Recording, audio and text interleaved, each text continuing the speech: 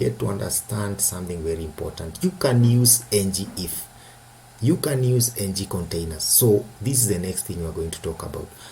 Conditionally rendering our Angular component. Conditionally rendering, our Angular template.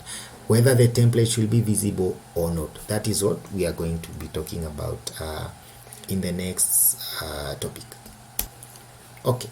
So we stopped here, like game has started, whether or not to show the template. So what is ng-container? What is ng-template outlet? What is this bind? What is this? Like, if you think in terms of JavaScript, how it works, or even TypeScript, this is like, you can say if X then Y. So if game has started, then show game started template, otherwise show lobby template. This is a lobby template, the game has not started yet, and let's just test it out here. We will see that the game has, let's have it somewhere that okay, let's do this. We give a wrapper, let's give it a color of white. Yep. So here you can see the small faults. The game is not started yet. So let's just do this for now. It was just to make you understand how this is like a sentinel. Yeah, it gives you the ability to decide what to show and what not to show. So if game has started, then show the game has started template. Otherwise, show the lobby. So you could have used ng-if to render something. And how do we do that? Instead of this, someone else would have done this. They would have gone with the option of ng-container,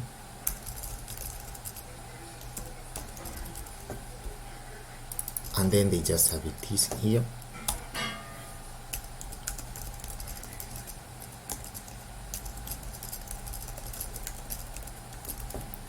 and then this one, we show the lobby also.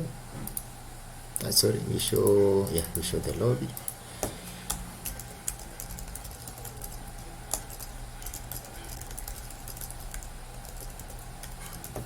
Okay, and then here we need to actually manually do ng-if game has started,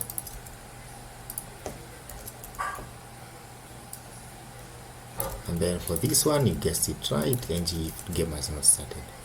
So you see, we still have the same things. Yeah. But you see one thing, this is really not readable and it's really verbose. Yeah, so you just condense all this in this. But one thing to remember, for you to be able to use ng-container and this directive, you have to actually import it, yeah, in the imports of the minefield component as the ng-template outlet. The same way you get to actually do for for any directive you need, you get to import it in the imports of that component. So in this case, we need ng-template outlet, we import it. So what will happen if we remove it? Nothing will be rendered, yeah, because it is not being instantiated. It's like you want to have a feature that you don't already have, that you have not imported. Yeah, so we return it, and then everything should work as expected. So that's how it all kicks in. Like this ng-component, ng-container, what it does is that it renders for us these templates conditionally, and you realize it makes organization really easy. So you get to organize your code, and then as opposed to having so many nested ng-ifs. So this part is a minefield sweeper, and that's it. And then this other part is a lobby component, and then that's it. So the next step we are going to take is to now start understanding, like, what happens when I click. Okay, we already saw everything, generating possible tiles, but we only saw this on the component itself. But we need to understand how things work behind the scenes in the HTML. So here in the HTML, what we need to do is to actually display these things, like binding, the things that you talk about binding. So that's what we are going to be starting in a few.